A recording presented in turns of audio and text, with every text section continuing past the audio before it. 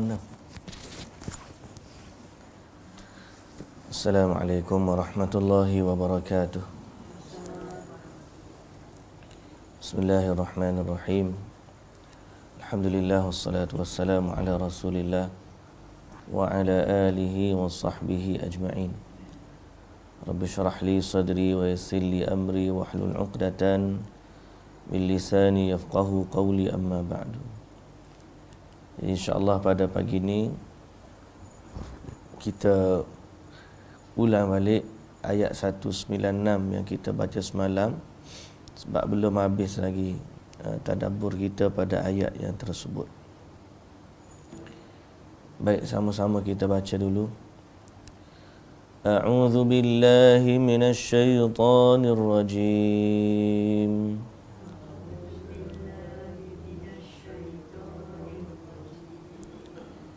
Bismillahirrahmanirrahim.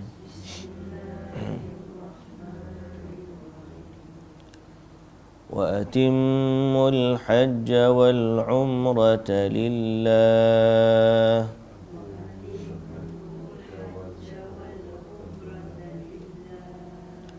Fa in uhsirtum famastaysara minal hadi.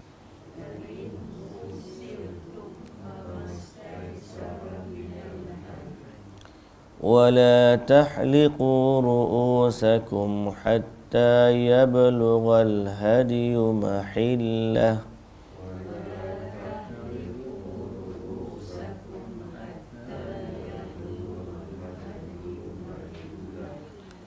فمن كان منكم مريضا أو به أذى من رأسه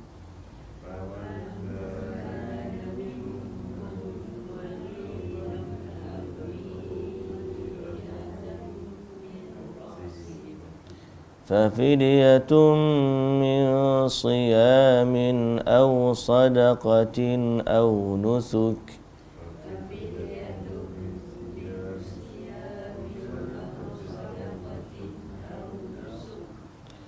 فإذا أمنتم فمن تمتع بالعمرة إلى الحج فما استيسر من الهدي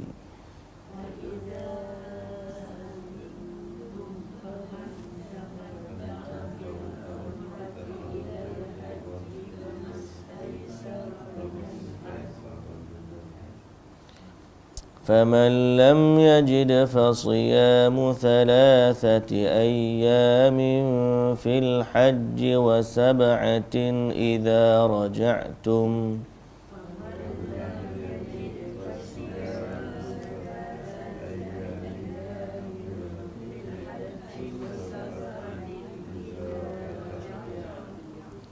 تلك 10 كاملة ذلك لمن لم يكن أهله حاضر المسجد الحرام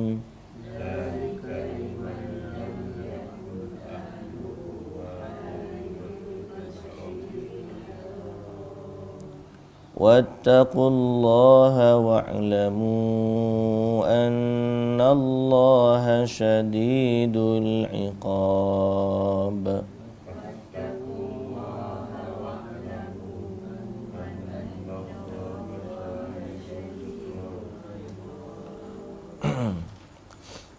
Baik, bismillahirrahmanirrahim. Alhamdulillahirabbil alamin. Wassalatu wassalamu ala Rasulillah wa ala alihi wa sahbihi ajma'in. Rabbi syrah li sadri wa yassir li amri wa hlul 'uqdatan min lisani yafqahu qawli, amma ba'du. Muslimin dan muslimat yang dirahmati Allah Subhanahu wa taala sekalian, alhamdulillah, syukur pada Allah Subhanahu wa taala kerana pada pagi ini sekali lagi dapat kita baca ayat Al-Quran dan kemudian kita dapat duduk sebentar mentadabbur makna dari ayat-ayat suci Al-Quranul Karim. Mudah-mudahan Allah Ta'ala memberkati kehidupan kita, memberikan kebaikan kepada kita dan memberikan kefahaman terhadap agama yang sedang kita anuti dan kita imani.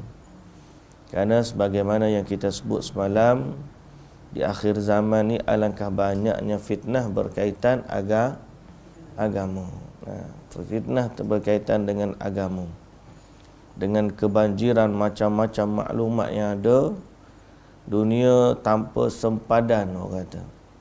Yang benar pun boleh sebar dia punya pemikiran, yang tak benar pun boleh sebar dia punya pemikiran. Jadi mudah-mudahan sifat kita baca Quran, tadabbur ayat-ayat suci Al-Quran, Allah jaga diri kita semua daripada tergelincir dalam bab akidah, tergelincir dalam bab agama ni. Mudah-mudahan kita kembali kepada Allah Subhanahu Wa Taala dalam keadaan diridai oleh Allah Subhanahu Wa Taala. Baik. Ayat yang kita baca tadi 196 dari surah Al-Baqarah, juzuk yang kedua, di mana ceritanya berkaitan dengan perintah menyempurnakan umrah dan haji. Perintahnya menyempurnakan umrah dan haji. Baik. Kita dah sebut cerita Nabi nak pergi ke Mekah pada tahun 6 Hijrah. Berlakunya peristiwa Hudaibiyah, dan Nabi bawa binatang-binatang untuk disembelih di Masjidil Haram atau di Mekah, untuk tujuannya melaksanakan ibadat umrah dan juga haji lah kali itu. Tapi terhalang, tak boleh masuk, ganti dengan umrah, qada. Ayat yang kita baca semalam sampai famastaisara minal hadi wala tahliqu. Kita sambung situ tak? Wala tahliqu ru'usakum hatta yablughal hadyu mahillah. Maka janganlah kamu cukur kepala kamu sehingga binatang itu sampai ke tempatnya. Binatang itu sampai ke tempatnya, yakni al-wusul ilal haram. Dia kata apabila dalam keadaan aman, bila terhalang, sembelih tempat yang terhalang. Tapi apabila dalam keadaan aman, maka tidaklah boleh disembelih melainkan setelah selesai dia punya haji lah. Ni cerita haji lah, sembelih hadiyu ni sebenarnya. Dalam umrah tak ada ni. Dalam haji dia ni sebab adanya hukum tamattu' dan adanya hukum qiran. Orang qiran ni dia kena sembelih binatang sebagai tanda syukur. Ada kata dam jubran, ada kata dam syukur. Mazhab Syafi'i kata dam syukur lah. Dam syukur ni maknanya tanda terima kasih kita kepada Allah. Allah bagi kepada kita, kalau orang tamattu' sampai ke Mekah buat umrah dulu. Selesai umrah, tahallul dan duduk di Mekah seperti orang Mekah. Bersenang-senang nama dia. Boleh pakai baju, boleh pakai minyak wangi bersama isteri, dan boleh potong rambut dan seumpama dengannya selama dia duduk di Mekah dalam bulan haji itu. Dia pun tunggu sampailah marinya hari haji. Hari haji ni bermula 8 Zulhijjah. 8 Zulhijjah hari tarwiyah. 9 Zulhijjah hari Arafah. 10 Zulhijjah hari melontar. Lepas melontar, bercukur, barulah melontar, sembelih dan bercukur. Wala tahliqu ru'usakum hatta yablughal hadyu mahillah. Jangan cukur kepala sehingga binatang ni sampai ke tempat dia. Jadi sebab itu kalau Nabi SAW, baginda ni Lepas ramyu, dia sembelih binatang, barulah Nabi ni cukur kepala dalam peristiwa haji Nabi lah. Dan ini asalnya. Kalau kita buat asal nak pergi haji ni, turutan hak Nabi buat pada hari ke-10 ialah Nabi melontar dulu. Selepas Nabi melontar, Nabi menyembelih binatang. Lepas sembelih, barulah Nabi tahallul. Nabi cukur kepala dia. Lepas tu hari Nabi pulang ke Mekah, tawaf haji dan juga sa'i. Kemudian baru Nabi patah balik ke Mina, duduk di Mina selama 3 hari. Jadi itu asal perjalanan. Walau dalam keadaan aman, binatang ni tidak disembelih sehinggalah sampai tempat dia, iaitulah disembelih pada hari Mina pada 10 Zulhijjah. Dan selepasnya boleh. Dan tidak boleh disembelih sebelum daripadanya. Tidak boleh disembelih sebelum daripadanya. Pun begitu, adalah pandangan perbahasan haji ni banyak ada yang siapa sembelih sebelum daripada tu. Tapi jumhurnya suruh sembelih selepas daripada melontar. Dan kalau tak sempat hari tersebut, alah kelewat tak apa. Lewat maknanya 10, 12, 13. Kalau tak lepas lagi hadiu tu, dia pergi sampai ke hujung Zulhijjah. Dan setengah tu ada sampai qada, sampai lepas daripada tu. Kambing murah adalah sikit. Sebab tu kambing mahal hari tu. Hari tu memang mahal. Orang nak buat dam ke, masa hari-hari tersebut, korban pun mahal, dam pun mahal. Tapi memang itulah waktu yang paling afdal. Lepas tu kalau ada bayar murah tu, dia bukan kambing tu murah. Dia buat di luar daripada musim haji. Jadi dia boleh buat lah jual murah. Sebab tu kalau bab-bab ni carilah yang autoriti, terutamanya di pihak kerajaan Arab Saudi, sebab dia memang sembelih pada hari-hari haji itulah. Baik. Famastaysara minal hadi wala tahliqu ru'usakum hatta yablughal hadyu mahillah. Baik. Sebab tu kalau kita boleh sembelih sendiri, atau kalau kita tahu bila kambing kita nak sembelih, kita tunggu sampai kambing kita sembelih baru kita tahallul. Tapi kalau banyak waktu kita tak tahu, serah kepada pihak yang berkenaan, sama ada tabung haji ke ataupun wakil Arab Saudi ke, ataupun biasanya lepas daripada balik tahallul, bila balik melontar tu cara nak tahallul lah. Tapi bolehlah, tak ada masalah. Di itu turutan yang Nabi buat. Kalau orang tu nak pergi daripada malam tu, nak pergi tawaf dulu pun boleh. Tawaf, kemudian tahallul, kemudian nak sembelih boleh. Tapi kalau ikut turutan Nabi-nya, itulah dipanggil ranhat. Ranhat ni, ra tu ramyu, melontar. Nun tu nahru, menyembelih. Ha tu halqu, cukur. Kemudian ta tu tawaf. Kalau kita susun, kita punya susunan huruf, lontar L. Lepas lontar sembelih S. Lepas daripada tu cukur. Tahallul. Tahallul. Lepas tu tawaf. LCTT. TT tak boleh. Tukar masa tu tawaf dengan tu. Cukur lah. Lepas LSCT. LSCT. Lontar, sembelih, cukur, tawaf. LSCT. LSCT. Kalau nak sebut lah mana?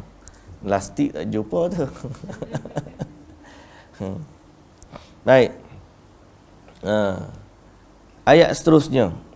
Faman kana minkum maridan aw bihi adam min ra'sih fafidyatum min siyamin aw sadaqatin aw nusuk. Barang siapa sakit di kalangan kamu atau pada kepalanya ada penyakit, fafidyah, maka dia bayar fidyah, min siyamin, daripada puasa, atau sedekah, ataupun nusuk, sembelihan. Okey, ini cerita mana pula ni? Dia panggil siapa yang siapa yang kita kata melanggar larangan ihram. Dalam kes ayat ni, cerita dia mencukur kepala dalam ihram. Waktu dia ihram, cabut rambut contohnya. Ataupun sampai ke tahap cukur kepala. Kena ada sakit cukur kepala. Okey. Sakit yang macam mana? Sakit yang menyebabkan dia memang, kalau dia tak cukur tu, memudaratkan dia.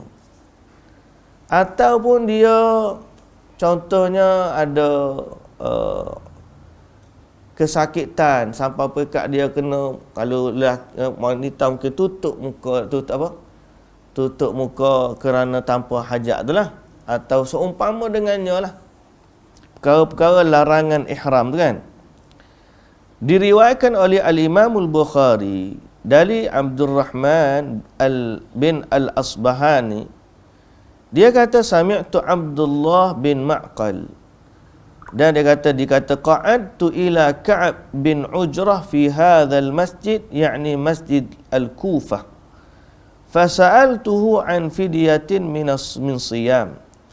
Dia kata aku duduk di Masjid Kufah, aku tanya Ka'ab bin Ujrah, seorang sahabat Nabi, di masjid ni aku tanya tentang ayat ni, fa fidyatum min siyamin, bayar fidyah dengan puasa.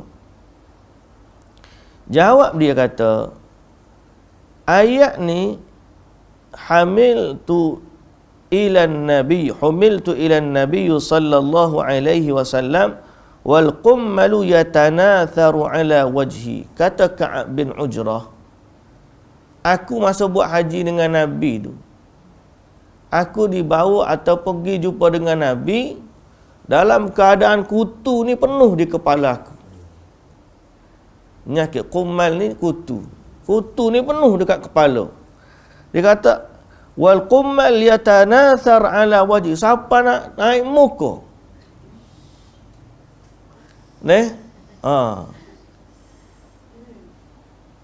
Macam mana keadaan dia tu tak tahulah. Lepas tu Nabi SAW kata, ni dia penyakit dia lah macam mana. Ma kuntu ura annal jahda balagha bika hadha. Aku tak nampak kamu ni, orang panggil, sampai setahun ni susahnya. Maknanya nak jaga ihram tu dalam keadaan penyakit yang ada dekat kepala ni susah. Jawab dia Nabi kepada dia, amma tajidu syah, ada tak kamu bawa kambing? Dia kata tak ada. Qala sum thalathata ayyam au at'im sittata masakin likulli miskinin nisfu sa'in min ta'amin wahliq ra'saka. Nabi kata kalau tak ada kambing, maka puasalah 3 hari, atau bagilah makan kepada 6 orang fakir miskin, setiap orang miskin setengah cupak daripada makanan.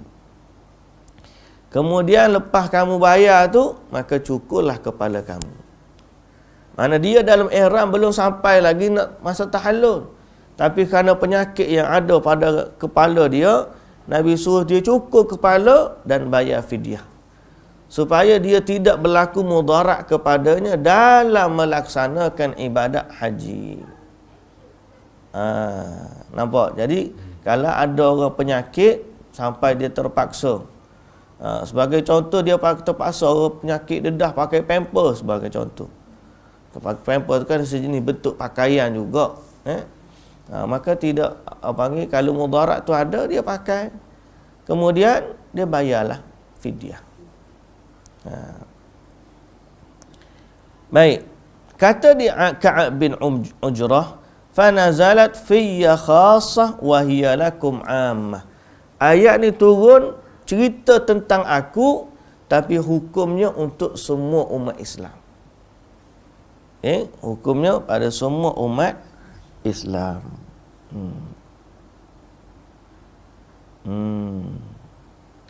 Au qala hajibi, kata naik di dalam riwayat Imam Ahmad, dia kata kutu tu nampak di dahiku, sampai depan. Itu yang Nabi SAW suruh dia cukur rambut dia, kemudian bayar dengan fidyah. Jadi fidyah ni pilihan, pilihan. Dan takhir dipanggil. Maknanya pilihan. Sama ada nak sembelih kambing pun boleh, atau nak puasa 3 hari pun boleh, ataupun nak bagi makan 6 orang fakir miskin pun boleh. Biasa yang mudah gak bagi makanlah 6 orang fakir miskin. Baik, yang seterusnya ayat. Fa idza amintum faman tamatta'a bil umrati ila al hajj famastaysara minal hadi. Dan apabila kamu sudah aman, faman tamatta'a bil umrati ilal hajj, siapa dia yang bersenang-senang sampai dengan umrah sampai haji, maka famastaisara minal hadi, hendaklah dia menyembelih binatang yang mudah baginya. Jadi dalam ayat ini Allah Ta'ala memberikan keizinan untuk tamattu'. Inilah cerita tamattu' ni. Sebab tu bila kita baca Quran, kita akan perasan dan kita akan perhati bahawa apa yang kita buat sebagai umat Islam ni ada sandarannya dalam Al-Quran dan juga Sunnah. Kenapa Nabi buat macam tu? Sebab Allah suruh macam tu. Ni kita nampak dia punya flow dia. Sehingga bila kita beramal, kalau lepas pada tu kita akan cari apa sandaran kepada amalan kita untuk kita buat. Dan sekiranya tidak ada sandaran, kita pun tak berapa nak buat manalah. Sebab kita tahu bahawa apa yang dalam agama ni, sebelum kita buat sesuatu mesti datang dengan petunjuk dari Allah Subhanahu wa ta'ala.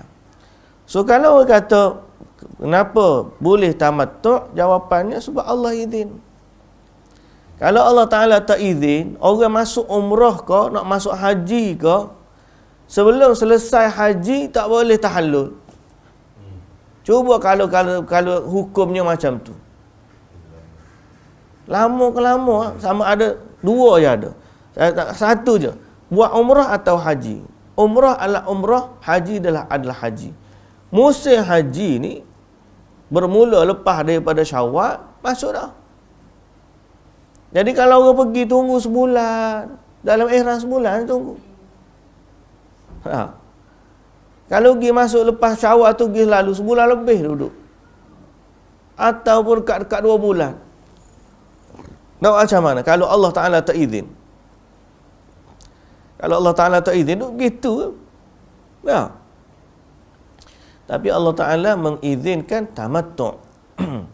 Cuma sebagai tanda syukur, ini Allah Ta'ala kata, faman tamatta'a bil umrati ilal haji famastaisara minal hadi. Sembelihlah binatang. Sebab tu bagi orang tamattu' dan qiran, dia kena sembelih binatang. Bagi orang ifrat, tak kena sembelih. Sebab dia tunggu asal. Orang ifrat ni dia masuk, kita haji ni ada 3. Buat ulang kaji haji sikit. Haji ni ada 3. 3 jenis ni berkait dengan ibadat umrah, buat ataupun tidak.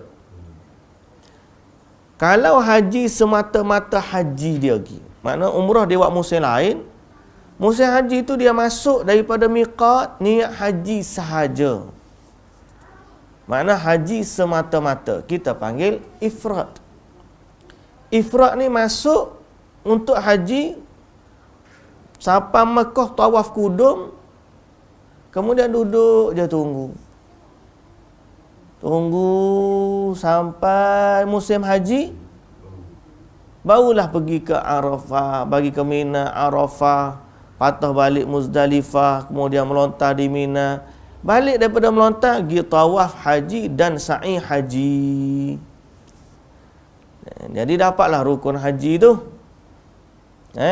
Tawaf ada, sa'i ada, wukuf di Arafah pun ada, kemudian tahallulnya selesai. Haji sahaja dia panggil ifrad. Yang ni tak ada masalah, tak ada apa-apa. Sebagaimana orang buat umrah, maka dia buat haji. Yang kedua, kalau dia nak buat umrah bersama haji. Dia nak buat umrah bersama haji dalam musim haji. So dia pergi ke Mekah awal, dia buat umrah dulu. Dia selesaikan umrah. Selepas selesai umrah, dia tahallul pakai baju biasa. Maka dia bersenang-senang sampailah musim haji. Dia buat haji pula, dia ihram baru untuk haji. Jadi satu ihram untuk umrah, selesai umrah tahallul. Dan satu ihram untuk haji, selesai haji tahallul. Yang ni ada ihram dan amal dan umrah dan tahallul. Haji pun ada ihram, ibadat haji dan tahallul. Cuma dibuat dalam satu musim haji. Dibenarkan satu perjalanan dapat satu umrah, dapat satu haji dalam satu tempoh, dan bersenang-senang pula dalam tu. Padahal dia bukan orang Mekah. Okey? Lalu dia pun menyembelih binatang sebagai tanda syukur. Seorang lagi nak buat haji dan umrah juga, cuma tak nak separate ibadat tu. Dia nak cantumkan, masukkan umrah dalam haji. Makna dia waktu dia tawaf tu lah tawaf umrah, dan tawaf tu lah juga tawaf haji. Atau tawaf tu lah haji dan tawaf tu lah umrah. Dia buat sama dengan orang buat haji ifrad tadi.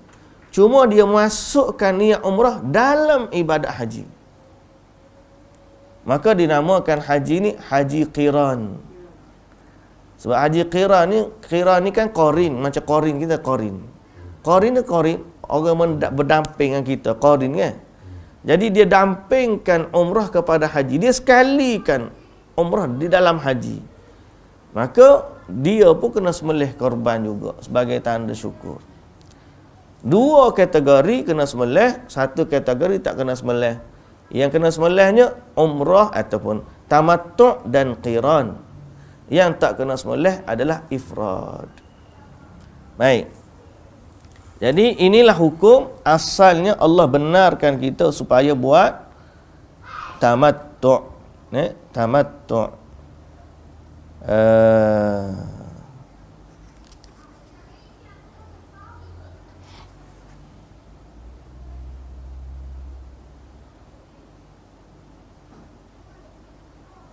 Dalam satu riwayat, dalil yang menunjukkan adanya perintah tamattu' ni, ada yang dalil perintahkan tamattu' dan berbeza-bezalah pandangan. Ada zaman Umar radhiyallahu anhu, dia tak suka kepada tamattu'. Umar radhiyallahu anhu dia melarang tamattu'. Kata di seorang sahabat, Imran bin Husain radhiyallahu anhuma, dia berkata apa? Quran turun kepada kita cerita tamattu'. Kami pun buat tamattu' bersama Rasulullah sallallahu alaihi wasallam, dan kemudian tidak ada yang mengharamkannya dan tidak ada yang melarangnya sampailah baginda mati. Tiba-tiba ada seorang lelaki berkata dengan pandangannya apa yang dia kehendaki, yang dia maksudkan, kata Al-Imamul Bukhari, adalah Umar. Jadi Umar ni dia melarang manusia tamattu'. Cuma pada Umar dia bukan melarang kerana tamattu' tu sendiri, tetapi dia melihat kepada keperluan melakukan haji dan umrah dengan sempurna. Jadi Umar diambil pandangan wa atimul hajja wal umrata lillah.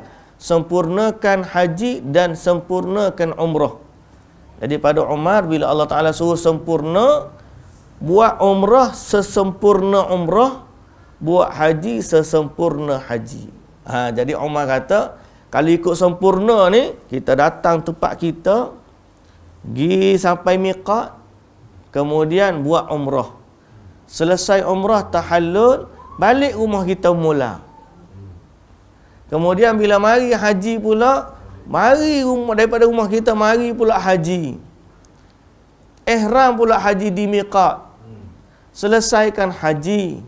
Kemudian tahallul, kemudian balik rumah kita pula. Maka Umar kata inilah yang sempurna. Ini Umar radhiyallahu anhu, dia tidak buat ataupun dia melarang orang buat tamattu' supaya orang melaksanakannya dengan sempurna. Ni, cumanya sebab tu ada perbahasan. Sebahagian orang kata siapa buat haji tamattu' ni dia tak sempurna. Sebab tu dia ni kena sembelih bagai ganti denda. Maka perbahasan ni kita ambil pandangan ayat Al-Quran bahawa pertama sekali ini adalah pilihan yang Allah bagi. Pilihan yang Allah bagi. Dan Nabi SAW juga menyarankan kepada sahabat supaya mengambil kemudahan ini. Mana tamattu' ni sebahagian daripada kemudahan rukhsah yang Allah bagi. So kalau orang guna rukhsah ni, tidaklah makna haji dia kurang. Macam orang kata ni lah, macam kita cerita baru ni, orang qasar semayang. Nah, dia ambil qasar 2 rakaat, dia tak semayang 4 rakaat. Kita kata kurang pahala dia. Jawapan dia, Nabi pun suruh kita ambil rukhsah. Kalau Allah bagi keringanan, kita terima. Kerana itu termasuk bab kita menerima sedekah atau hadiah yang Allah bagi kepada kita. Jadi tamattu' ni dalam satu sudut dia kurang dalam bab dia ihram bukan dari miqat. Tamattu' ni lah. Faham tak ni? Orang ihram tamattu' ni ihram umrah di miqat.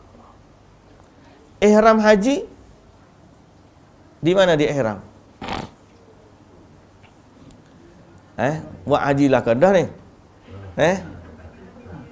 Kau tak ingat dah. Buat pulang haji lah hari ni. Orang ihram tamattu'.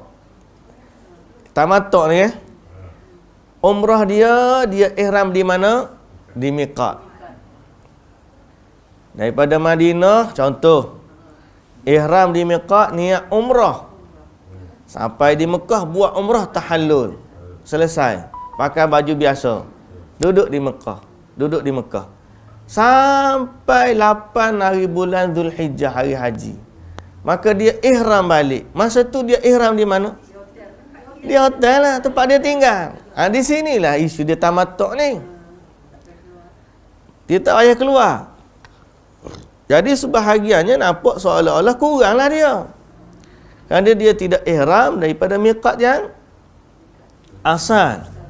Dan atas sebab inilah Sayyidina Umar radhiyallahu anhu dia tak suka kepada tamattu' kerana dia melihat kurang sempurna dalam bab Allah Ta'ala kata wa atimul hajja wal umrata lillah. Tapi pandangan yang benar dalam masalah ini, sebagaimana kata sahabat Imran bin Husain, kami buat haji dengan Nabi tamattu'. Allah Ta'ala waktu itu pun tamattu'. Jadi walaupun nampak seolah-olah tidak sempurna, maknanya tak ihram daripada miqat, tapi ia adalah rukhsah yang diberikan oleh Allah Ta'ala. Kan? Keringanan yang Allah bagi. Boleh ihram di mana? Boleh ihram daripada tempat tinggal. Nampak? Boleh ihram daripada tempat tinggal dia. Sehingga Itu keringanan. Tapi sebagai tanda syukur, kita pun sembelihlah hadyu. Sebab tu orang tamattu' wajib. Wajib tamattu'. Kalau dia nak korban, hak tu cerita lain. Tambah lagi korban. Boleh. Tak ada masalah. Dzalika liman lam yakun ahluhu hadiril masjidil haram. Belum daripada tu lagi. Faman lam yajid fasiyamu thalathati ayyamin fil hajji wa sab'atin idza raja'tum. Kalau tiba-tiba dia tak boleh sembelih dam tamattu' tu, tak ada duit nak beli kambing, tak ada kambing nak sembelih. Contoh, dia nak tamattu' tapi tak ada binatang untuk sembelih. Maka dia ganti binatang tersebut. Kalau dia tak mampu, dia ganti dengan puasa 3 hari di musim haji dan kemudian sambung lagi di rumah 7 hari. Cukuplah 10 hari, tilka asyaratun kamilah. Okey. Dzalika liman lam yakun ahluhu hadiril masjidil haram. Dan yang demikian itu untuk mereka yang bukan menjadi penduduk Masjidil Haram. Itu penduduk Mekah. Orang Mekah tak ada istilah tamattu'. Sebab apa orang Mekah tak ada istilah tamattu'? Sebab dia memang duduk Mekah dah. Itulah dia punya miqat dia dah. Orang Mekah ni bila dia duduk Mekah, dia keluar ke tanah halal sahaja. Jadi bila nak buat haji itu kan dia memang dia keluar ke tanah halal. Jadi orang Mekah dipanggil al-mutamatti'ah linnas la li ahli Makkah man lam yakun ahlu minal hurum. Okey. Maka orang Mekah tidak terlibat dengan tamattu'. Dia buat umrah, dia buat haji lah. Sebab dia memang duduk situ dah. Sebab kita ni kita keluar. Sebab tu kalau contohlah orang hok duk pergi umrah banyak kali tu, sebenarnya dia ambil hukum orang Mekah lah, dia duduk Mekah kan. Kalau kira asal kita ni, kita nak buat umrah ni daripada miqat lah, sebab kita bukan orang Mekah. Tapi bila dah masuk Mekah tu, adalah orang ambil hukum ahli Mekah. Kalau melihat kepada cerita tamattu' ni, kita walaupun duduk Mekah lama tu tak ambil hukum orang Mekah. Haji kita tu kita kena bayar tamattu' sebab memang kita orang luar pun. Kan? Tapi orang Mekah tak kena bayar tamattu' sebab apa? Sebab kita orang luar, dia orang Mekah. Dia orang Mekah. Jadi kita bila umrah pun sebenarnya yang paling sempurna kita ikut tempat asal kita. Berihram daripada miqat kita. Jadi sebab tu kalau orang buat umrah, saya pesan sama-sama sahabat-sahabat yang buat umrah ni, buatlah umrah yang terbaik yang kita nak buat tu pada umrah yang kita datang daripada tempat kita. Sebagai contoh, setengah orang ni dia pergi di umrah, dia dalam plan dia dah, dia nak buat umrah 3 kali, 4 kali, 5 kali, 7 kali. Maka dia pun ihram daripada miqat. Sama ada dia ihram miqat Madinah ni Zulhulaifah, ataupun dia ihram atas kapal terbang Qarnul Manazil, ataupun Yalamlam kan. Contohlah ni miqat, dia pun naik sampai di Mekah. Bila sampai di Mekah dia buat umrah. Bila buat umrah dia pun mikir nanti dia umrah nak buat 2-3 kali lagi nak kena ada rambut. Nanti dia tak ada nak tahlul macam mana tak ada rambut, dia pun tak cukup. Dia buat umrah dia guting sampai umrah ngelas sekali, dia pun baru dia cukup. Kemudian dia balik Malaysia. Gitu cara dia. Orang buat. Tapi saya akan pesan jangan buat macam tu.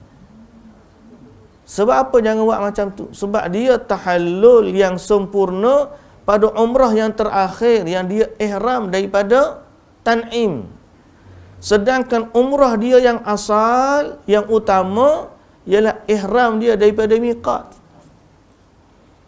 Sejauh mana perjalanan dia nak sampai Mekah dalam miqat dia tu beza. Orang ihram daripada Madinah miqat, Pergi 400 km sampai ke Mekah. Dengan orang yang duduk Mekah, lepas tu tubik ke Tan'im masuk semula. Beza. Umrah kita yang asal bagi orang luar Mekah ni duduk mana? Miqat kita. Jadi kalau nak buat yang paling sempurna, buat umrah yang asal. Asal kita ni daripada miqat lah. Umrah pertama tu lah umrah yang utama. Kalau nak cukuplah pada umrah tersebut. Kalau dia ambil pandangan yang kita panggil ahli al-hadis, al-hadis ni dia cukup sekali tu je lah. Sebab dia memang daripada miqat dia. Nah, kalau dia buat umrah lagi, balik tempat dia, lepas tu mari semula. Sebab dia asal dia gitu. Sebab Nabi SAW buat macam tu. Nabi ni, contohnya, nak pergi Hudaibiyah hari tu punya main payah, tak boleh masuk. Nak pergi umrah pertama. Tak lepas, patah balik ke Madinah. Tahun depan, mari buat umrah qadha. Berapa kali Nabi buat? Sekali. Punyalah payah tu sampai di Mekah, buat umrah, kemudian tahallul, cukup sekali. Lepas tu Nabi balik Madinah. Masa mari daripada haji pun lagu tu juga. Sebelum haji Nabi buat umrah di Ja'ranah. Nabi buat 4 kali ya. 1 kali di Hudaibiyah tak lepas. 2 kali umrah qadha. 3 kali waktu buka kota Mekah. Waktu buka kota Mekah, lepas buka, masa hari buka tu tak buat hari. Sambung lagi perang, pergi ke lawan orang Taif pula. Sampai perang Hunain dan sebagainya, balik semula. Lepas balik tu, nak pulang ke Madinah, nak pulang ke Mekah, lalu Ja'ranah. Maka umrah, niat umrah situ, kemudian masuk Mekah, buat umrah, lepas tu balik ke Madinah. 3 kali. Yang kali keempat dalam haji Nabi. Nabi buat haji qiran. Itulah Nabi. Dan tak ada sahabat dia buat gemari. Nak cari 7 kali umrah ni. Tak ada sahabat duk sibuk nak sampai 7 kali umrah dalam satu perjalanan. Tak ada. Satu perjalanan, satu umrah. Itu asal dia. Yang buat daripada niat orang Madinah, niat di miqat ni seorang je. Niat di miqat. Niat di Tan'im ni seorang je. Aisyah radhiyallahu anha. Nah, sebab dia period, dia tak boleh buat umrah. Dia buat haji dulu. Kemudian lepas daripada haji dia tanya Nabi dia nak umrah, boleh tak? Pasal orang lain dapat umrah, dia nak jugalah. Nabi kata pergi keluar di Tan'im. Abang dia tu Abdul Rahman pergi sekali dengan dia. Teman dia. Hak teman ni tak niat pun.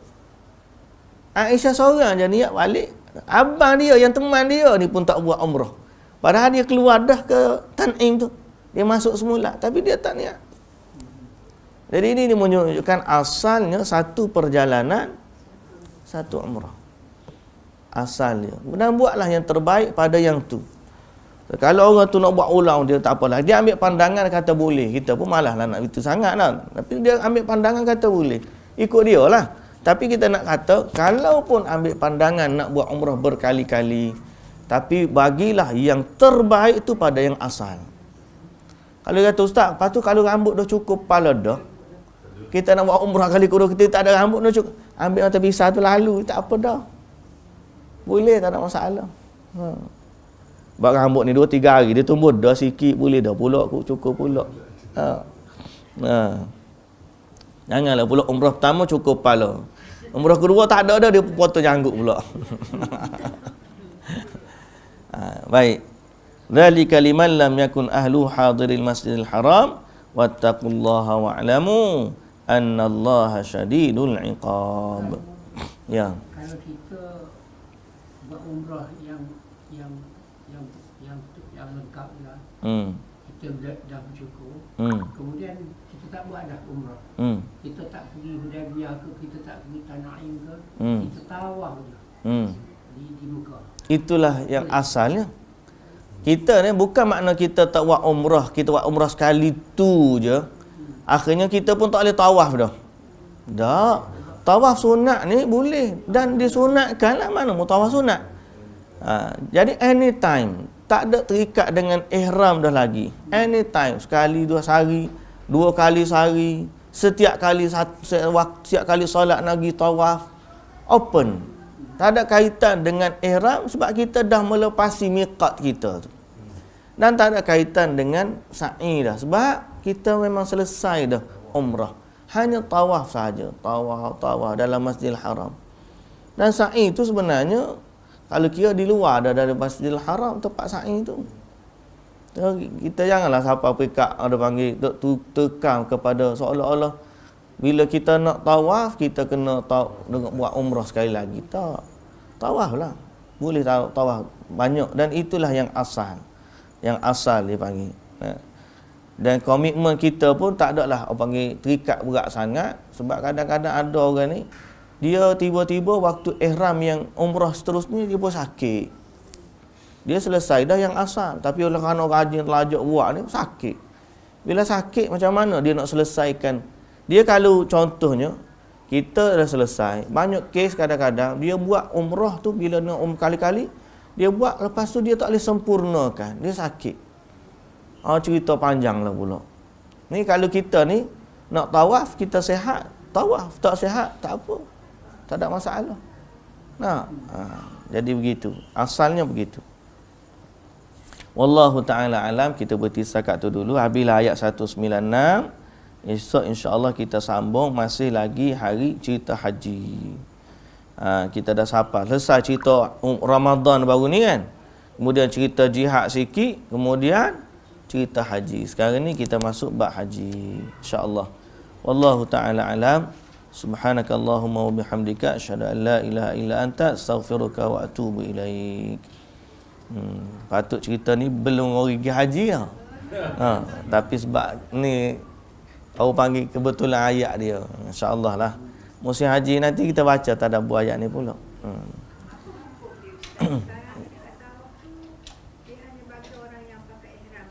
Iya. Bagi lelaki. Naik atas tak ada masalah. Umrah ihram lepas tu dia nipu. Dia tak niat ihram, lepas tu dia pakai kain ihram untuk semata-mata tawaf di bawah. Apa hukum dia? Bagus juga soalan tu. Hukum dia hak tawaf dia tu jadilah. Kalau dia sempurna jadilah. Tapi dari satu sudut yang lain kita menipu. Kita melanggar perintah. Yang kedua menipu. Nipu saja-saja ni saja-saja pun tak boleh dah.